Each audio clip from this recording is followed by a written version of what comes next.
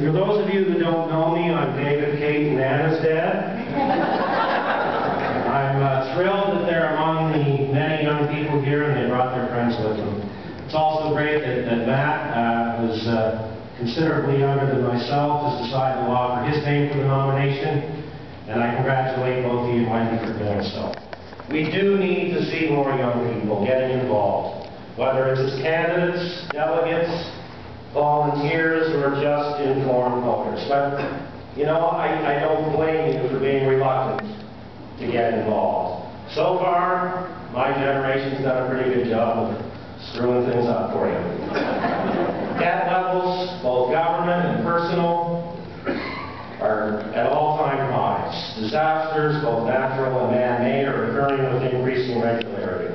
Political unrest and violence in other parts of the world seems to be spreading. Our leaders take 10 years to negotiate worthless environmental initiatives and 5 years to realize they're both meaningless and unattainable. And what passes for political discourse in this country falls far below standards we expect and used to demand of our lawmakers. Given all that, I understand your reluctance. But guess what? You're going to have to fix it sooner or later. Whether you like it or not, we'll die before you do. And you're going to have to take the control. So I'm glad you're here. I'm glad you're getting involved in the process, and I urge you to stay involved. After all, you and your children have to live with the decisions being made today, and it's long past time you started making some of them. Surely, you can't do any worse. At the very least, you need to start voting. Right now, youth issues are not being properly addressed because politicians know it won't cost them at the ballot box. You need to change that. Making decision makers pay attention is as easy as showing them you're paying attention. Show them your collective vote to put them in or take them out of office. You could have won a lot of money if any time prior to a month ago you had bet that I'd be standing here. For those of you who aren't aware, I did a regular commentary on radio for I think about 20 years. I know when I stopped. I really can't remember when I started. They aired 3 times a week, and I've never stopped to figure out how many of them I did over the years, but it was a lot. And when I was doing those commentaries or speaking at events, it wasn't unusual for people to, or at least those who agreed with what I had said, to suggest I should run for office.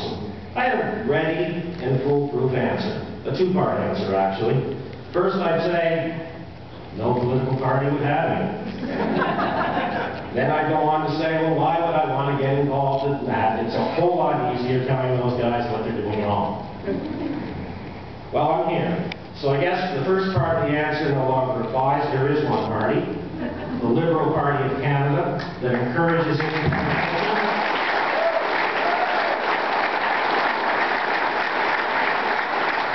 And has a place for someone like me. As for the second part, well, undoubtedly it is easier to criticize from the outside, and it would have been great had my words made any difference, but clearly they didn't.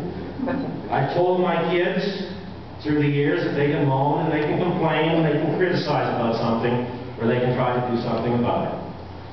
I've proven I can talk the talk, and I decided it was time to walk the walk. I have no experience in politics, but I have plenty of life experience. I am very familiar with the issues and the challenges we face. I've covered them as a journalist for the last 35 years, and I've lived them. My mother, Marjorie, was the first female radio announcer in both Boston and St. John when she started in the early 50s. And according to the Daily Gleaner, the first woman announcer in Fredericton when she joined the CBC in the mid-60s. She was a pioneer. My younger sister, Jennifer, spent the last 20 years of her life as a counselor at Grinding House in Halifax, serving as a strong advocate for women and children who were victims of domestic abuse. I understand women's issues. My mother's now 78 years old and lives alone in the only house she's ever owned. She's lost 99% of her vision due to retinitis pigmentosa. A year ago, she fell while cleaning her steps and suffered a broken back and a broken pelvis. Yet she insists on spending her remaining days in that home with a fixed income, and her health issues doesn't know if that's possible. I understand seniors' issues. About a year ago, my sister Jennifer, who I just mentioned, went to the dentist for a routine filling and unknowingly picked up an infection. A few days later, she thought she had the flu. When it got worse, she went to the emergency room. She was pumped full of steroids and painkillers and sent home. 2 days later, she was dead after the infection attacked her heart and other vital organs. I understand the healthcare crisis we face. My youngest sister, Lauren, took her own life 15 years ago. I understand substance abuse and mental health issues. My 3 children are all attending university with no financial help from me.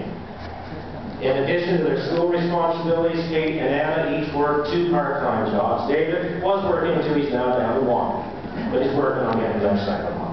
I understand youth issues and the challenges the children of middle-class families face when it comes to getting a post-secondary education.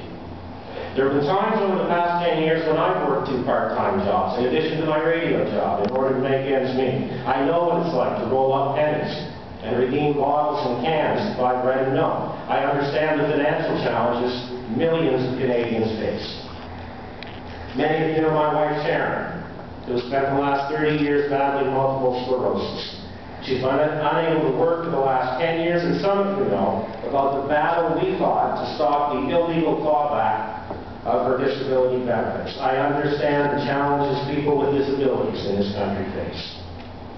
My family, friends, and colleagues will tell you I usually don't give up until I'm either proven wrong or I've exhausted all possible options. So whether my political career lasts 1 night, 1 month, or 10 years, you can rest assured I will, at the very least, try to serve as a conscience for those whose decisions affect millions of people, to remind them they work for us, not themselves, and I will be diligent in doing that.